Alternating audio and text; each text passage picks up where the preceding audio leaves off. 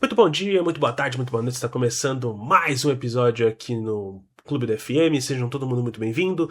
Eu sou o Felipe, dono desse humilde canal que vos fala. Já peço de antemão para vocês se inscreverem no canal, deixa o like, compartilha esse vídeo com todo mundo. Estamos chegando aos 200 inscritos. Pelo menos quando eu estou gravando esse vídeo estamos chegando aos 200 inscritos. Então se inscreve aí no canal, cara. Ou se a gente chegou, agradeço de coração pra gente ter chegado. Vamos bater mais metas e metas e metas. Se já a gente chegou a 200 inscritos, vamos bater a 250 inscritos. Vamos chegar dos 300 inscritos, cara. Vamos fazer esse canal crescer. Segue a gente também nas outras redes sociais, né? Também no Instagram, no TikTok, também segue a gente também no Mundo da FM, onde eu falo sobre futebol alternativo, sobre também Fórmula 1, música, opiniões jornalísticas e opiniões mais gerais sobre o mundo e a vida e afins, está tudo aqui na descrição. Segue a gente e nos acompanhe em todas as redes sociais. Bom, gente, começando a segunda rodada, no mesmo esquema do que a gente estava começando, inclusive vocês podem ver que a thumb mudou, né? Vou adotar as 3 cores principais, né, as cores dessa Copa do Mundo, o azul dos Estados Unidos, o vermelho do Canadá e o verde do México. Então vamos ficar nesse tom mais mexicano, um tom mais latino, podemos dizer assim, né? Um tom não muito americano, um tom mais latino do México, pelo menos para essa segunda rodada. E na terceira rodada vai vir o vermelhão do Canadá para as thumbnails, né? Eu sei que, Felipe, você poderia melhorar muito melhor suas thumbnails. Eu sei, mas tudo bem.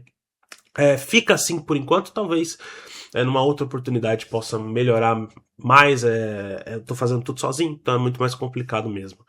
Bom, gente, esse vídeo aqui vai acoplar os 4 jogos do dia de hoje, dessa segunda rodada, desse início de segunda rodada, grupo A e grupo B, né? Nós temos agora os jogos que acabou de acontecer, né? A Tchequia empatou 1-1 contra a África do Sul, vai rolar daqui a pouco, inclusive vocês podem ver aqui nos capítulos do vídeo a minutagem que você quer para ver qual partida específica, a análise tática que você quer ver sobre a partida. Também vamos falar a próxima partida depois Suíça e Bósnia, depois vai ter Catar e Canadá e por último vai ter México e Coreia. Eu não sei se eu vou conseguir prometer um vídeo com todas as seleções acopladas no mesmo dia, um vídeo só. Às vezes pode ter uma seleção que eu consiga postar um vídeo separado, né? Como eu já fiz, por exemplo, com Espanha e Cabo Verde, Estados Unidos e Paraguai, né? Consegui postar porque deu dentro do horário, consegui postar legal. Enfim, a gente vai postando, segue o mesmo esquema, deixa o like, se inscreve no canal. Vamos falar desse jogo de abertura da segunda rodada, né? A África do Sul enfrentou a Tchequia, 2 seleções que estavam perigando, né? Podendo muito perigar para não conseguir classificar de fase e agora se complicam de vez.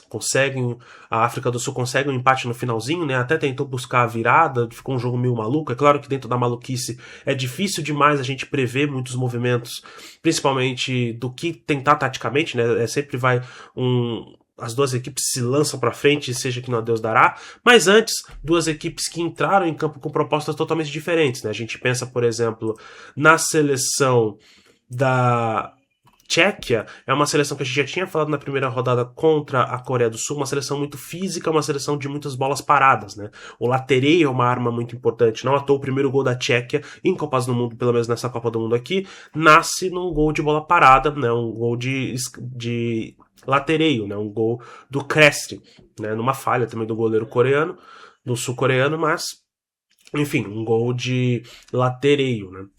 Uma Tchequia que se coloca muito, pelo menos nessa partida contra a África do Sul, num 3-5-2, né, sua formação original, uma formação que já é muito concebida pelo técnico Kolbeck. No gol, o Kovar. Na linha de defesa, o Holes, o Kranek e o Kreskri. Nas linhas de meio de campo, pelas 2 alas, esses jogadores de alas com mais liberdade para poder transicionar, tanto na hora da defesa, mas principalmente atacar os espaços no ataque, né? O Koufal pelo lado direito e o Souska pelo lado esquerdo, no meio de campo, um meio de campo muito físico, um meio de campo muito imponente para tentar roubar essa bola, destruir as jogadas adversárias. O Sadiek, o Serve e o Dárida começando como titular, né? O Susek indo direto para o banco, o Loslek e o Patrick Schick na frente. Contra uma África do Sul do técnico Hugo Bross, que muito questionada, principalmente, né, no primeiro jogo, veio com a proposta de se defender, acabou pela tanta pressão e também, obviamente, pelo México jogar em casa, ter um amplo favoritismo de poder jogar em casa, conseguindo se colocar melhor. Talvez agora a pressão tenha diminuído bastante, mas sempre a pressão da estreia tem diminuído, até porque é o segundo jogo, mas a pressão de se classificar, ela aumentou muito mais, ainda mais porque a África do Sul veio no seu tradicional 4-3-3, né, com o Williams no gol, Mudal, Ocon, Mbokasi e Modiba na linha de defesa, o Mbata, o Mokoema e o Adams no meio campo, o Maseko, o Reiners e o Apolis começando como titular dessa vez, não vindo do banco de reservas. A gente viu uma África do Sul no começo de jogo tentando principalmente colocar nesse 4-3-3 com muita dificuldade de tentar atacar a Tchequia é uma seleção muito com uma imposição muito física, né? A gente sabe que a África do Sul não consegue se impor fisicamente porque não tem jogadores com características de imposição física, né? Para tentar brigar por essa bola. É claro que, Felipe, mas ao longo da partida a África do Sul conseguiu brigar pelas bolas. Os jogadores vão ficando cansados, a imposição física vai diminuindo. Mas por característica, a África do Sul não consegue se impor fisicamente em relação a uma seleção pesada como a Tchequia. A Tchequia que começou, primeiramente, né, nesse primeiro tempo, fazendo um gol muito cedo e matando basicamente o jogo, né? A Tchequia fez um gol muito cedo aos 6 minutos nessa jogada de latereio, né? O Kufal consegue fazer uma jogada de lateral, na verdade, ele não joga essa bola para dentro da área, mas ele consegue jogar essa bola na frente para o Rosleck que, obviamente, né, lateral não tem impedimento, ele consegue fazer a inversão pro outro lado para encontrar o Souska, e o Souska consegue fazer o passe de primeiro pro Sadilek, o Sadilek consegue fazer o gol que abre o placar, né, o gol que abre o placar para a Tchequia, e uma Tchequia muito imponente na parte física, né, ainda mais porque encontrou uma África do Sul com muita dificuldade de entender muito a partida, né, a África do Sul muito violenta, principalmente no sentido de faltas, né, muitas ações ofensivas que acabaram gerando muitos cartões, e aí você tem, por exemplo, um jogador muito importante que é o Mokoena, que toma um cartão amarelo e fica fora da próxima partida, um jogador que consegue quebrar tantas linhas, mas não consegue progredir criativamente, né? Uma África do Sul que morre muito nesse setor do meio de campo, né? Quando a gente fala, por exemplo, uma África do Sul que precisa muito desse passe, tem passes muito alinhados, né? Uma África do Sul que consegue principalmente não só jogar, não só ter as suas bolas lançadas, né? Obviamente você tem 2 pontas espetados, né? Você tira da primeira partida, eram pontas mais construtores, agora você tem pontas mais atacantes mesmo, jogadores que conseguem infiltrar a área e atacar principalmente, né? Você tira jogadores com mais imposição criativa e você coloca jogadores com mais imposição de ataque mesmo, como é o Maseko e o Apolis. Mas ao mesmo tempo você não coloca um jogador de meio de campo para dominar essas ações que mais criativas de passe de bola, de uma trocação um pouco mais de 1-2, 2-1-2, né? Ou pelo menos fazer uma triangulação, um passe mais polido, podemos dizer assim, né? Muitas bolas diretas, muitas ligações diretas. É claro que a África do Sul faz muito isso, mas ao mesmo tempo apostou demais contra uma seleção da Tchequia, obviamente muito maior em estatura, né? Uma das maiores seleções da Copa do Mundo, mas ao mesmo tempo uma seleção que consegue se impor fisicamente em relação à África do Sul, né? Quando a gente olha, por exemplo, o primeiro tempo, a Tchequia dominou as ações principalmente no meio de campo e fez com que nessa volta do segundo tempo a África do Sul tenha que modificar, né? Colocou os jogadores como, por exemplo, o Mofokeng e o Magokpa, jogadores tirando o Reiners e também o Adams, jogadores que estavam mais distraídos e não conseguiram se conectar durante a partida, até porque a Tchequia se prendendo muito bem e colocando depois outros jogadores para se prender muito bem, né? Colocando, por exemplo, o Sulek como uma válvula criativa de destaque, mas colocando o Zeleny, o Provded, o próprio Susek também, jogadores mais defensivos, né? O próprio Zima entrou depois, jogadores que conseguiram fazer uma casca mais defensiva para a Tchequia, e a Tchequia ia jogando neste jogo pobre. É claro que é aquela coisa que eu sempre digo aqui pra vocês. Felipe, eu não gosto do jogo da Tchequia. Tudo bem, você não tem nenhum problema de não gostar do jogo da Tchequia. Mas essa é a proposta de jogo que fizeram eles classificar pra Copa do Mundo. É um jogo pobre, é um jogo feio, é um jogo de pouca criatividade, de poucas válvulas de escape, né? Você tem, por exemplo, o próprio Sulek, que já fez uma partida ruim, com uma válvula de escape pelo esse meio de campo. O Kufal pelo lado direito, o Souska pelo lado esquerdo, né? Esses dois alas que apoiam tanto na hora de se defender, mas principalmente apoiam na hora do ataque. Consegue ser essas válvulas não só de criatividade, mas também de velocidade. Uma seleção muito pesada. A África do Sul tentou muito apostar nessas bolas lançadas para cima, né? Ainda mais porque a Tchequia começava a colocar um pouco mais, né, a sua linha um pouco mais à frente, tentava nas bolas diretas, tentar pegar a defesa um pouco mais distraída, né? Até porque é uma seleção muito pesada na hora de retornar para trás, né? Essa defesa para trás, né? Desse campo que tem que retornar para trás acabava sofrendo muitos lances de contra-ataque. Quase acabou tomando um gol por falha do goleiro, né, do goleiro Kovar, né? O goleiro Kovar faz um lance meio esquisito no final do primeiro tempo, mas no segundo tempo conseguiu controlar até certo ponto, mas claro, a África do Sul pressionando muito mais, né? Como eu já tinha dito, o Mofokeng entrou na partida e conseguiu resolver esse meio campo até chegar à jogada de pênalti. A jogada do pênalti que sai aos 83 minutos, né? Um pênalti muito bem assinalado, né? A bola acaba batendo no braço esquerdo do Sulek. E aí não tem jeito. O nosso querido o Mokoena acaba fazendo gol de pênalti, vira uma loucura, não consegue resolver as partidas e fica um resultado muito difícil para as duas seleções, né? Até porque a África do Sul vai enfrentar qual que é? Vai enfrentar a Coreia do Sul. Isso, a África do Sul vai enfrentar a Coreia do Sul e a Tchequia vai enfrentar o México. Então, assim, duas seleções que conseguem se impor fisicamente, consegue jogar taticamente melhor, né? Não são umas seleções pobres. É aquela coisa, duas seleções que talvez não, a Tchequia e a África do Sul acabem não se classificando pelo número de pontuação mesmo, né? As duas seleções que têm um ponto e provavelmente podem acabar morrendo na praia. Meu destaque da partida de hoje, pelo menos da República Tcheca e África do Sul, vai ficar com o Kreski. Por mais que tenha tomado o gol, não foi culpa dele. O Kreski jogou muito bem, ele conseguiu se defender, principalmente no primeiro tempo. Um bom primeiro tempo do zagueirão Kreski. Merece o destaque da partida. Para mim, do lado do África do Sul, claro, vai ficar pro Mokoena muito mais pelo gol do que propriamente qualquer outra situação. Sabe aquele jogo que a gente meio que não tá dando nada, mas depois das paradas técnicas que tem feito tanta diferença nessa Copa do Mundo, mudou da água pro vinho? Foi o que aconteceu aqui agora num Suíça 4, Bósnia 1, comentando agora para vocês a segunda partida desta segunda rodada, né? Inclusive a segunda rodada também aqui nesse vídeo.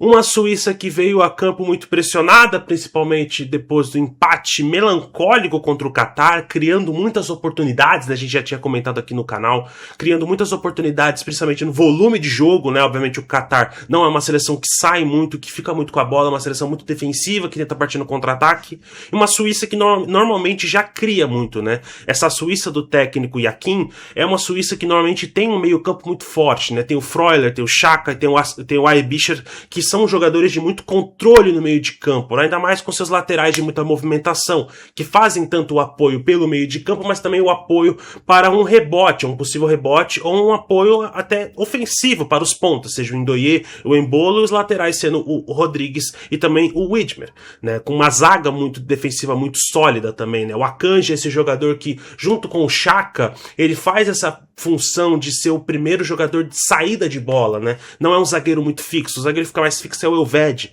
o zagueiro que acaba sendo mais um líbero dessa equipe da Suíça, acaba sendo o Akanji, uma seleção muito interessante se acompanhar na Copa do Mundo, que tinha muita projeção e que entrou muito pressionada, né? Quando a gente vê no campo, venha num 4-3-3, né? Com o Kobel no gol, Widmer, Elvedi, Akanji e o Rodrigues, Xhaka, Freuler e Aebischer, com o Embolo no meio, o Rieder na ponta direita e o Ndoye na ponta esquerda. Já a Bósnia e Herzegovina vinha num empate bom, né, um empate aceitável, né, conseguiu abrir o placar contra o Canadá, mas óbvio, ia sofrer muita pressão, né, ainda mais no estilo do Canadá, esse estilo muito de uma pressão o tempo todo, de realmente pressionar e prensar as seleções adversárias no estilo Red Bull, né? E uma Bósnia que joga muito no estilo que joga muito a Tchequia, não tem muita habilidade no pé, não tem muito domínio e habilidade no toque de bola, mas tenta compensar isso com muita velocidade nas pontas, né? Tem muitos jogadores rápidos e menores que conseguem ter essa agilidade, conseguem nesse 1 contra 1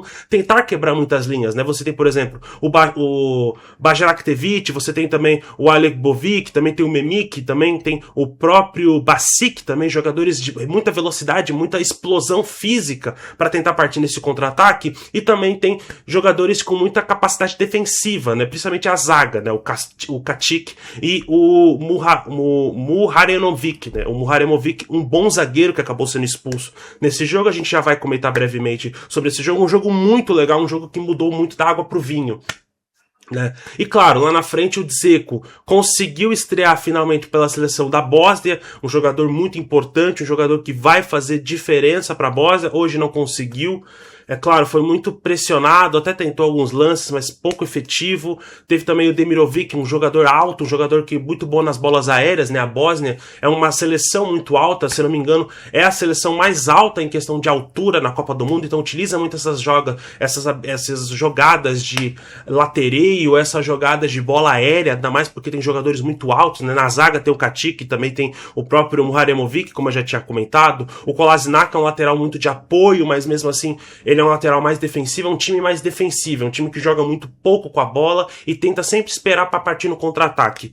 No primeiro tempo, a gente viu basicamente um jogo de ataque e defesa, né? Um Ndoye atacando, uma Suíça que atacava muito, mas ao mesmo tempo com pouca precisão, né? Tentava muito focar suas jogadas pelo lado esquerdo, né? O Ndoye fazendo muitas jogadas de 1 contra 1, conseguindo passar muitas vezes pela essa linha defensiva da Bósnia pelo lado direito, né? Com o Dedic e também o Memik. Jogadores que não conseguiram fazer tanta diferença, né, contra a seleção da Suíça. O Ndoye conseguia passar, mas faltava essa jogada final, faltava esse capricho na finalização, né? O próprio goleiro Vassili tava conseguindo jogar muito bem, tava conseguindo defender o máximo possível, né? E óbvio, o Katic, toda hora que a Suíça tentava subir as suas linhas para tentar fazer cruzamentos, era a pior oportunidade possível, né? Porque a gente viu uma Bósnia conseguia recuperar essas bolas com o Katic, com o Muharemovic, e conseguia partir para um contra-ataque, seja do lado com o Memik, mas muito também pelo lado esquerdo, né? Com o Alebovic, um jogador que conseguia quebrar muito essas linhas pelo lado direito da defesa da Suíça, né? O Widmer e o Eisbichler teve muito trabalho em tentar parar o lado da Bósnia, mas pouco foi efetivo também. Foi um primeiro tempo de pouca efetividade, de fato. Foi um primeiro tempo que não teve tantas oportunidades. O segundo tempo estava se caminhando muito para isso. Um jogo meio xoxo, um jogo meio capenga. Ótimo para a Bósnia conseguindo pontuar mais uma vez na Copa do Mundo, e péssimo para a Suíça. A Suíça que queria já, pelo menos, tentar garantir a sua classificação, tentar brigar por alguma coisa, muda o seu estilo de jogo, sai de um 4-3-3 para tentar um 4-3-1-2, né, principalmente colocando os jogadores que mudaram a partida, colocaram o Vargas e o Manzembe. O Manzembe entra no lugar do Ndoye. Ndoye jogou bem, mas faltou efetividade, faltou essa conclusão, né? O que eu posso dizer, a Suíça se assemelhava muito com, por exemplo, uma pessoa que usa dentadura, né? Quando ela tira a dentadura, ela morde fofo. Era o que a Suíça meio que estava fazendo, se a gente pode meio que representar assim, contra uma Bósnia que estava conseguindo crescer nesse segundo tempo com algumas jogadas de muita velocidade, né? Colocou o Barek Temovic, colocou o Basic, né? Tirou os jogadores mais pesados para tentar muita velocidade, mas ao mesmo tempo, não tendo esse jogador de conclusão, jogadores de muita velocidade, perdia muito essas bolas para o Akanji, para o Elvedi no 1 contra 1, né? Eles conseguiram jogar muito bem nessa jogada de contra-ataque que a Bósnia estava tentando fazer. O Manzambi entra no lugar do Ndoye, principalmente sai dessa ponta e vem para o meio, e o Vargas, que vai ser não espetado, mas como é um esquema de 2 atacantes, o Vargas acabou jogando muito com o Embolo, né? No final do jogo até entrou o Item depois, mas o Vargas jogou muito com o Embolo, fazendo um triozinho com o Maezembe, o Vargas e o Embolo, e aí modificou totalmente a partida toma totalmente um rumo diferente com o primeiro gol do Maezembe, né? Esse primeiro gol sai aos 74 minutos, depois é uma blitz total, né? Depois sem uma blitz enorme, né? Depois vem a expulsão do Muharemovic, né? O zagueiro que estava jogando muito bem, mas aí vem totalmente uma pressão da Suíça, que já estava acontecendo, mas a partir do primeiro gol nasce uma pressão incontrolável, né? Depois sai o segundo gol numa excelente jogada, que nasce também do Maezembe, começando com ela, fazendo o passe pro Embolo, encontrando o Vargas para ampliar o placar, fazer o 2-1. E o terceiro gol, que sai também do Maezembe com o passe do Vargas, né? O passe do Vargas que acaba fazendo o terceiro gol. Tem o gol da Bósnia numa jogada de escanteio, né? O Majeremik, que tinha acabado de entrar com 2 minutos, também faz o seu gol. Uma curiosidade, né? O Maezembe entra aos 71 minutos e faz o gol aos 73. 2 minutinhos. O Majeremik entra aos 91 e faz o gol aos 93. Também 2 minutinhos. Acaba fazendo o primeiro gol da Bósnia na partida, mas aí já estava 3-1. A Bósnia estava tentando se levar totalmente para a área, sem muito o que fazer, né? Muito displicente, e acabou numa jogada de contra-ataque, acabou fazendo o pênalti, e o Xhaka acabou convertendo seu primeiro golzinho na Copa do Mundo. 4-1, resultado muito justo. A Suíça basicamente se encaminha para os 16avos de final. A Bósnia vai se complicando, principalmente por esse saldo de gols, né? A Bósnia vai acabar enfrentando uma seleção um pouco mais fraca, mas ao mesmo tempo também não é nada ingênua, que é o Catar, enquanto a Suíça vai enfrentar um Canadá. A gente vai ter a partida agora do Canadá contra o Catar, pra gente saber mais ou menos, mas a gente espera basicamente uma Suíça muito dominante contra o Catar, um jogo mais divertido de certa forma, né? Uma Suíça muito dominante na posse de bola, consegue construir muito bem pelo meio de campo, tentando controlar um Canadá que joga com muita pressão o tempo todo, né? Um Canadá que vai vir para cima, um Canadá que gosta de atacar muito as suas linhas ofensivas, e a gente vai ver uma Bósnia de um lado que vai ser a favorita no confronto, e ela odeia ser a favorita no confronto, porque ela não gosta de propor o jogo, né? Quando a Bósnia percebeu que tinha que propor o jogo, a Suíça foi lá e deu esse checkmate mental, né? Colocou jogadores de mais velocidade, colocou esse jovem jogador, né? Que inclusive vai ser meu voto de destaque na partida de hoje. O Meyezembe jogou muito bem, fez 2 gols, deu uma assistência, jogou muita bola, e é o meu destaque da partida de hoje. Quando precisou dar esse check, deu esse checkmate mental, virou a partida e deu muito certo. Rapaz, que porrada histórica foi essa? Meu Deus do céu, velho. Meu Deus do céu. Canadá 6, Catar 0. Eu não esperava muito longe disso. Eu apostei, só pra você ter noção, eu apostei, né? Aposta sem dinheiro, né? Obviamente, eu apostei no bolão aqui dos amigos da RWE. Eu apostei 2-1. 2-1. 6-0. E foram as ameaças. E olha que eu sabia. Tem vídeo. Vou deixar passando aqui, ó. Uma hora vai pingar aqui na bolinha. Eu não sei se vai pingar, já pingou. A análise tática do Canadá. Cara, que atropelo, que loucura. Mas sempre é bom deixar bem claro, né? As minhas condolências, né? E as melhoras também, né? Pedir sempre as melhoras pro meio-campista Koné, que é vital, é essencial. O final de jogo teve uma rodinha, né? Pra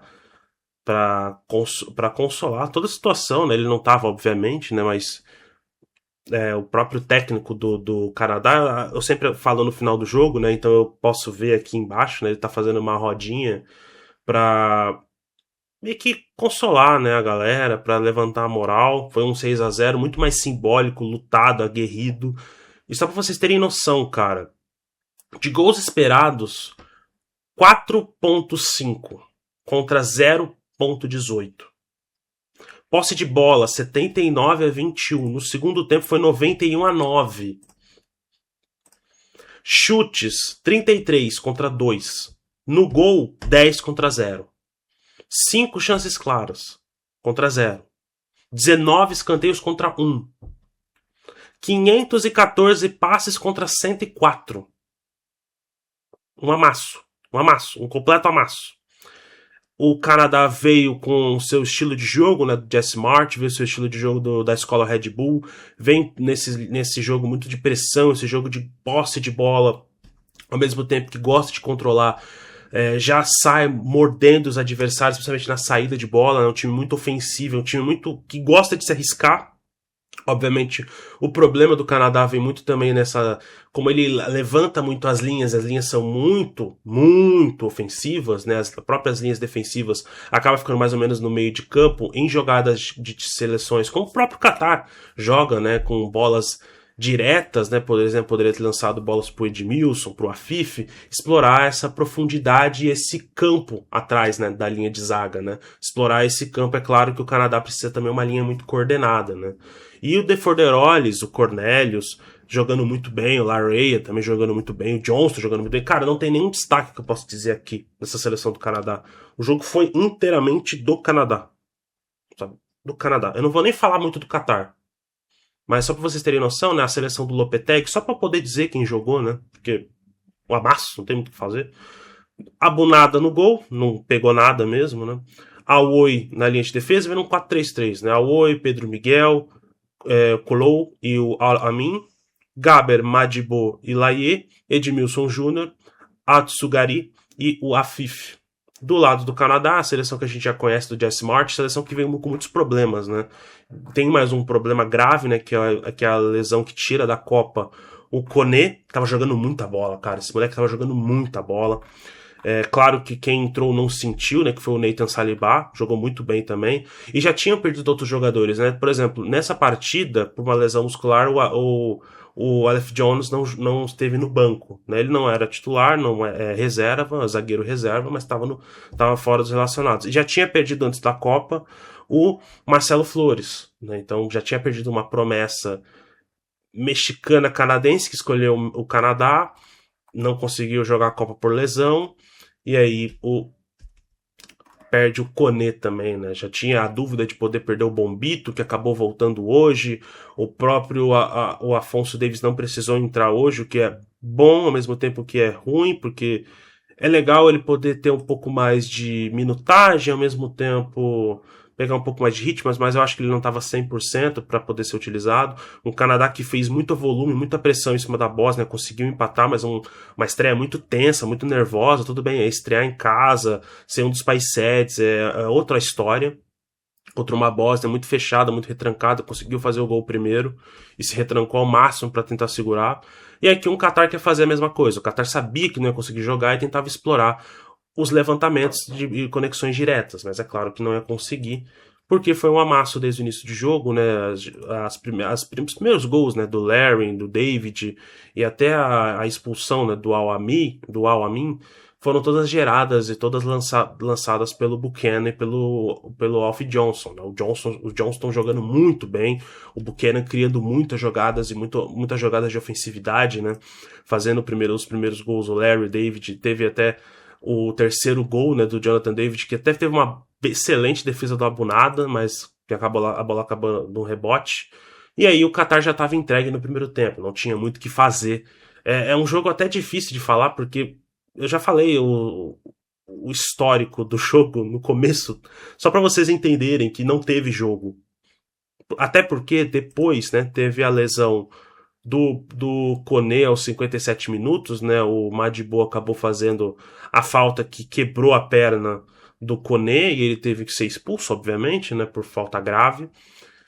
E aí o Qatar ficou com 9 em campo, não pôde fazer mais nada, só pôde se retrair, tentar se defender ao máximo, mas aí tomou mais 3 na nuca, né? Tomou mais um gol do Nathan Saliba, que não sentiu a pressão e aí fez uma excelente homenagem, né? Levantando a camisa do Koné, novamente expresso para que ele fique tudo bem, que tenha cabeça para resistir toda a situação. É uma situação muito merda, uma situação muito bosta, muito bosta. Perder a Copa do Mundo no meio dela, sabe, na segunda rodada é uma merda, você não poder voltar, não poder ajudar a sua seleção. E deu para ver que o Canadá tava sentindo um pouco de raiva. E dá para ver porque o Qatar, não só na primeira expulsão, mas na segunda também, dá para ver um Qatar totalmente brigador. Eu tava tentando buscar a palavra aqui, mas porradeiro mesmo. Porrada. Muitas faltas. É só pra vocês terem noção, cara, como o Qatar tava com tantas faltas em campo e distribuindo porrada. É claro que o Canadá também, né? Foram 10 faltas pro Qatar contra 9 do Canadá. Só que foi um jogo muito faltoso. Mas ao mesmo tempo faltas duras do Qatar, né? Aí depois tem o quinto gol, um gol contra do Al-Manai, né? Acaba fazendo um gol contra, ele tentou tirar a bola e acabou só jogando a bola para dentro, na toda a qualidade do futebol qatari. E o Jonathan David faz o terceiro gol, né? Empatando com o Lionel Messi na artilharia, né? Só ele e Messi. Então, meu Canadá está nas alturas, né? Ganhou 4 pontos. O Qatar dificilmente vai se classificar, né? Vai ser difícil, vai enfrentar a Bósnia, então o jogo dos desesperados, o jogo dos que sofreram goleada, e o Canadá vai sofrer um pouquinho mais, vai enfrentar uma seleção muito mais difícil, que é a Suíça. A Suíça que também conseguiu, né, virar a chave, então vai ser um jogo muito legal, tá? Vai ser um jogo de muita intensidade. Vamos ver como o Canadá vai lidar com o fato de não ser talvez o favorito durante a partida. Ah, e verdade, e o meu destaque, com certeza, dessa partida vai ser o Jonathan David, mas por homenagem eu vou deixar o Koné como destaque da partida. Muito que bem, gente. Para finalizar o vídeo de hoje, México 1, Coreia do Sul 0, um jogo que começou muito xoxo, meio. As duas equipes se estudando bastante, mas com muita emoção na parte final, né? No segundo tempo, bastante emoção, né? A equipe do Javier Aguirre veio a campo sempre montada no 4-3-3, com o Rangel no gol, Santos, Álvares, Vasquez e Galhardo, não pôde contar com o zagueiro Montes, né? O César Montes, que estava suspenso do último cartão vermelho que tomou na primeira rodada. Lira, Gutierrez, Romo, Quinhões, Jimenez e Alvarado. A equipe que a gente já conhece do México, uma equipe de muita verticalidade, muita pressão no começo de jogo, muita força física e também consegue irritar muito os adversários, chama para o seu campo para tentar partir no contra-ataque e explorar as entrelinhas também, assim como joga mais ou menos a Coreia do Sul, né? A Coreia do Sul tenta dominar essa bola para esse meio de campo.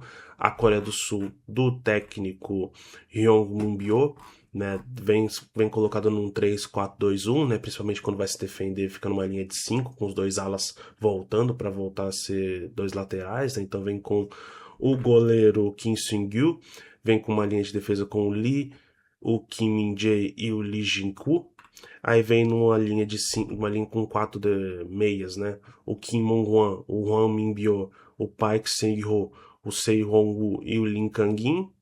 Vem também com o Lee Jae-sung e o Son, né? O próprio Son que a gente conhece. Vem como centroavante. Um jogo bem xoxo no primeiro tempo. Eu não gostaria de passar mais do que esse comentário. Teve algumas oportunidades, é claro, uma Coreia do Sul tentando principalmente atacar pelo lado direito da defesa do México, um lado um pouco mais frágil de certa forma, mas ao mesmo tempo com muita estabilidade do lado esquerdo, e é do lado esquerdo que o México tentava atacar, né? Então eram duas seleções que estavam atacando lados opostos e se defendendo muito, né? A gente vê, por exemplo, um Lim Kang-in fazendo um papel de voltar da marcação e voltar a atrair a marcação, seja do Romo ou do Galhardo, pelo lado esquerdo da defesa do México, desde a sua defesa para poder entrar o Son e o Lee Jae-sung como jogadores de infiltração por esses lados mais vulneráveis, que acabam ficando esses buracos na defesa mexicana, mas não conseguindo aproveitar muito bem. É no segundo tempo que a gente teve o lance capital, né? No segundo tempo que a gente teve os principais lances da partida, né? A gente teve primeiramente o gol do Romo, né? O gol que acaba indo numa falha do próprio goleiro, que lance capital, não tem muito o que fazer, mesmo assim, lance de muita infelicidade por parte do goleiro, que acabou fazendo boas defesas seguidas, tá? Ele conseguiu fazer excelentes defesas pós o gol, e também, obviamente, veio a pressão da Coreia do Sul. A Coreia do Sul que fez algumas alterações, colocou jogadores de mais capacidade ofensiva e também de muita bola na área, né? Colocou, por exemplo, o centroavante, o Cho Ge-sung, que é um centroavante mais alto, para tentar colocar uma bola mais na área, tirou o Som, que não estava rendendo nada, colocou o Yang Young-ju, colocou o M Ji-sung, para tentar jogadores de mais velocidade, até para tentar encontrar esses pivôs, né, sul-coreanos na área, mas não conseguiu, acabou não conseguindo, inclusive numa excelente defesa do Rangel, que salvou a classificação do México. O México está classificado com 6 pontos. A Coreia do Sul se frustra um pouco, mas ao mesmo tempo percebe que, vamos ser bem honestos, Tchequia e África do Sul não são adversários à altura. A Coreia do Sul, mesmo fazendo um jogo bastante não inofensivo, atacou bastante, mas ao mesmo tempo pouco conclusivo, né?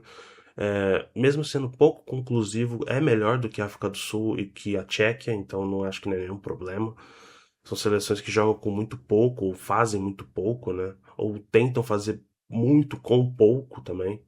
Então a Coreia do Sul não tem tanta dificuldade, acredito que vai acabar passando em segundo lugar com tranquilidade. E o México já está classificado, o México que vai acabar enfrentando a seleção da Tchequia, enquanto a África do Sul vai enfrentar a Coreia do Sul, né, como eu já tinha dito no bloco anterior.